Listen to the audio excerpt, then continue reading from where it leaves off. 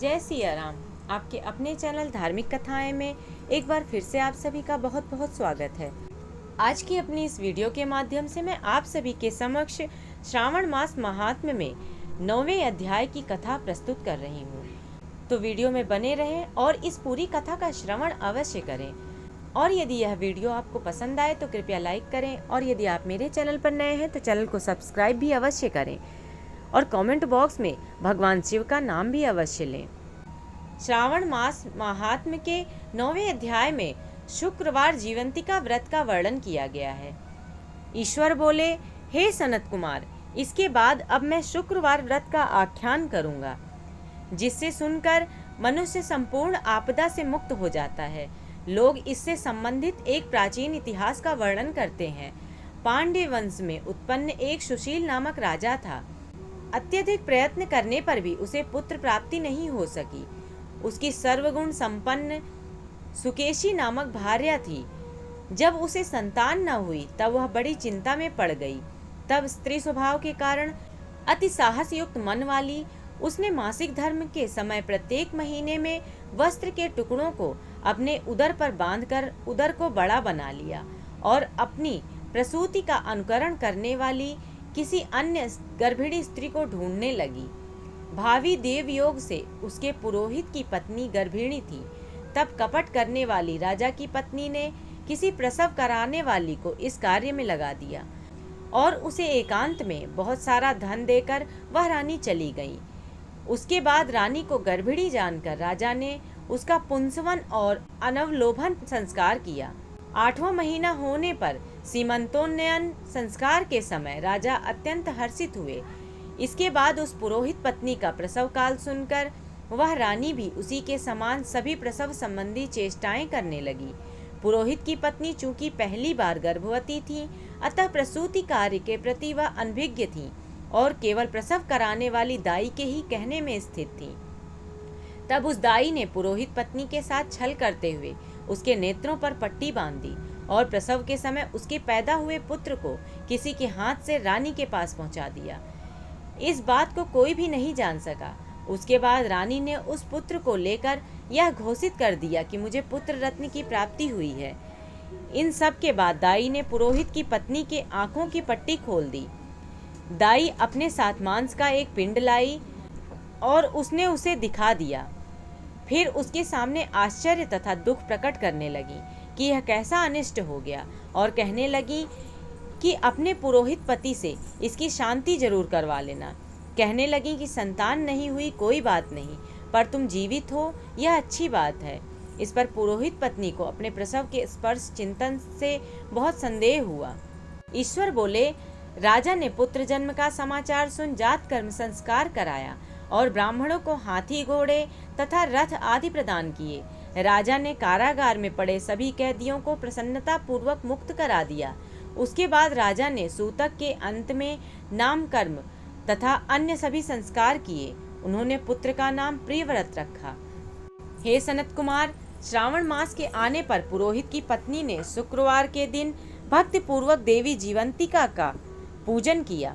दीवार पर अनेक बालकों सहित देवी जीवंतिका की मूर्ति लिखकर पुष्प तथा माला से उनकी पूजा करके गोधूम की पीठ के बनाए गए 5 दीपक उनके सम्मुख उसने जलाए और स्वयं भी गोधूम का चूर्ण भक्षण किया और उनकी मूर्ति पर चावल फेंका और कहा, हे जीवंती, हे करुणार्णवे, जहाँ भी मेरा पुत्र विद्यमान हो आप उसकी रक्षा करना। यह प्रार्थना करके उसने कथा सुनकर यथाविधि नमस्कार किया। तब जीवंतिका की कृपा से वह बालक दीर्घायु हो गया और वे देवी उसकी माता की श्रद्धा भक्ति के कारण दिन रात उस बालक की रक्षा करने लगी। इस प्रकार कुछ समय बीतने पर राजा की मृत्यु हो गई। वह पितृभक्त उनके पुत्र ने उनकी पारलौकिक क्रिया संपन्न की। उसके बाद मंत्रियों और पुरोहितों ने प्रियव्रत को राज्य पर अभिषिक्त किया। तब कुछ वर्षों तक प्रजा का पालन करके तथा राज्य भोग कर वह पितरों के ऋण से मुक्ति के लिए गया जाने की तैयारी करने लगा। राज्य का भार वृद्ध मंत्रियों पर भक्ति पूर्वक सौंप कर और स्वयं के राजा होने का भाव त्याग कर उसने कार्पेटिक का भेष धारण कर लिया और गया के लिए प्रस्थान किया। मार्ग में किसी नगर में किसी गृहस्थ के घर में उन्होंने निवास किया। उस समय उस गृहस्थ की पत्नी को प्रसव हुआ था। इसके पहले षष्ठी देवी ने उसके 5 पुत्रों को उत्पन्न होने के 5वें दिन मार दिया था। यह राजा भी उस समय 5वें दिन ही वहां गया था। रात में राजा के सो जाने पर उस बच्चे को ले जाने के लिए षष्ठी देवी आई। जीवंतिका देवी ने उस षष्ठी देवी को यह कहकर रोका कि राजा को लांघ कर मत जाओ।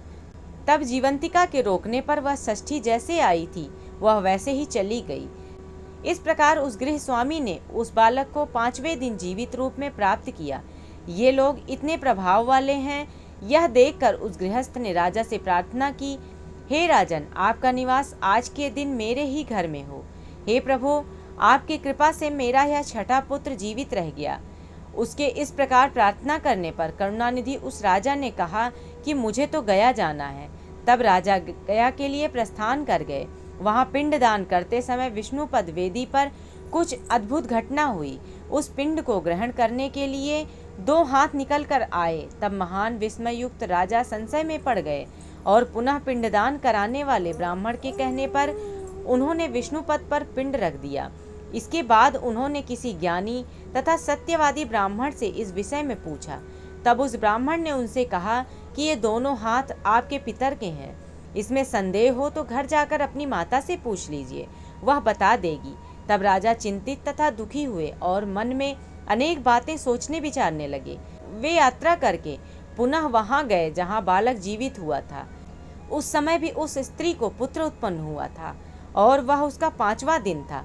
वह जो दूसरा पुत्र उसे हुआ था उसे लेने रात में फिर वही षष्ठी देवी आई। तब जीवंतिका के दोबारा रोके जाने पर उस षष्ठी देवी ने उनसे कहा, इसका ऐसा क्या कृत्य है अथवा क्या इसकी माता तुम्हारा व्रत करती है जो तुम दिन रात इसकी रक्षा करती हो। तब षष्ठी का यह वचन सुनकर जीवंतिका ने धीरे से मुस्कुराकर इसका सारा कारण बताया। उस समय राजा शयन का बहाना बनाकर वास्तविकता जानने के लिए जाग रहा था। अतः उन्होंने जीवंतिका और षष्ठी दोनों की बातचीत सुन ली। जीवंतिका ने कहा, हे षष्ठी, श्रावण मास में शुक्रवार को इसकी माता मेरे पूजन में रत रहती है और व्रत के संपूर्ण नियम का पालन करती है। वह सब मैं आपको बताती हूँ। वह हरे रंग का वस्त्र तथा कंचुकी नहीं पहनती और हाथ में उस रंग की चूड़ियाँ भी नहीं धारण करती। वह चावल के धोने के जल को कभी नहीं लांघती, हरे पत्तों के मंडप के नीचे नहीं जाती और हरे वर्ण का होने के कारण करेले का साग भी नहीं खाती। यह सब वह मेरी प्रसन्नता के लिए करती है, अतः मैं उसके पुत्र को किसी को भी मारने नहीं दूंगी। यह सब सुनकर राजा प्रियव्रत अपने नगर को चले गए। उनके देश के सभी नागरिक स्वागत के लिए आए। तब राजा ने अपनी माता से पूछा, हे माता, क्या तुम जीवंतिका देवी का व्रत करती हो? इस पर उसने कहा कि मैं तो इस व्रत को जानती भी नहीं हूँ। उसके बाद राजा ने गया यात्रा का समुचित फल प्राप्त करने के लिए ब्राह्मणों तथा सुवासिनी स्त्रियों को भोजन कराने की इच्छा से उन्हें निमंत्रित किया और व्रत की परीक्षा लेने के लिए सुवासिनियों को व्रत, कंचुकी तथा कंकड़ भेजकर कहलाया कि आप सभी को भोजन के लिए राजभवन में आना है। तब पुरोहित की पत्नी ने दूत से कहा कि मैं हरे रंग की कोई भी वस्तु नहीं ग्रहण करती हूँ। राजा के पास आकर दूत ने उसके द्वारा कही गई बात राजा को बता दी। तब राजा ने उसके लिए सभी रक्तवर्ण के शुभ परिधान भेजे। वह सब धारण करके वह पुरोहित पत्नी भी राजभवन में आई। राजभवन के पूर्वी द्वार पर चावलों के धोने का जल पड़ा देखकर और वहां हरे रंग का मंडप देखकर वह दूसरे द्वार से गई। तब राजा ने पुरोहित की पत्नी को प्रणाम करके इस नियम का संपूर्ण कारण पूछा। इस पर उसने इसका कारण शुक्रवार का व्रत बताया। उस व्रत को देखकर उसके दोनों स्तनों में से बहुत दूध निकलने लगा। दोनों वक्षस्थलों ने उस राजा को दुग्ध की धाराओं से पूर्ण रूप से सिंचित कर दिया। तब गया में विष्णुपदी पर निकले दोनों हाथों जीवंतिका तथा षष्ठी दोनों देवियों के वार्तालाप तथा पुरोहित पत्नी के स्तनों से दूध निकलने के द्वारा राजा को विश्वास हो गया कि मैं इसी का पुत्र हूँ। उसके बाद पालन पोषण करने वाली माता के पास जाकर विनम्रता पूर्वक उन्होंने कहा, हे माता, डरो मत, मेरे जन्म का वृत्तांत सत्य बता दो। यह सुनकर सुंदर केशों वाली रानी ने सब कुछ सच सच बता दिया। तब प्रसन्न होकर उन्होंने जन्म देने वाले अपने माता पिता को नमस्कार किया और संपत्ति से वृद्धि को प्राप्त कराया। वे दोनों भी परम आनंदित हुए। एक दिन राजा प्रियव्रत ने रात में देवी जीवंतिका से प्रार्थना की, हे जीवंती, मेरे पिता तो ये हैं, फिर मैं गया में वे दोनों हाथ कैसे निकल आए थे। तब देवी ने स्वप्न में आकर संशय का नाश करने वाला वाक्य कहा, हे प्रियव्रत, मैंने तुम्हें विश्वास दिलाने के लिए ही यह माया की थी, इसमें संदेह नहीं है। हे सनत कुमार, यह सब मैंने आपको बता दिया। श्रावण मास में शुक्रवार के दिन इस व्रत का अनुष्ठान करके मनुष्य सभी मनोरथों को प्राप्त कर लेता है। इस प्रकार श्री स्कंद पुराण के अंतर्गत ईश्वर सनत कुमार संवाद में श्रावण मास महात्म्य में शुक्रवार जीवंतिका व्रत कथन नामक 9वां अध्याय पूर्ण हुआ। भगवान शिव की कृपा दृष्टि अपने भक्तों पर सदैव इसी प्रकार से बनी रहे, ऐसी कामना के साथ आज की अपनी इस वीडियो को मैं यहीं समाप्त कर रही हूँ। आशा करती हूँ आप सभी को यह वीडियो अवश्य ही पसंद आई होगी। ऐसी ही कथाओं का श्रवण करने के लिए और धर्म से जुड़ी समस्त जानकारियाँ प्राप्त करने के लिए कृपया मेरे चैनल को सब्सक्राइब अवश्य करें, साथ ही बेल आइकन को भी प्रेस कर दें ताकि मेरी वीडियोस के नोटिफिकेशन आप सभी को मिलते रहें। और कमेंट बॉक्स में भगवान शिव का नाम भी अवश्य लें। धन्यवाद।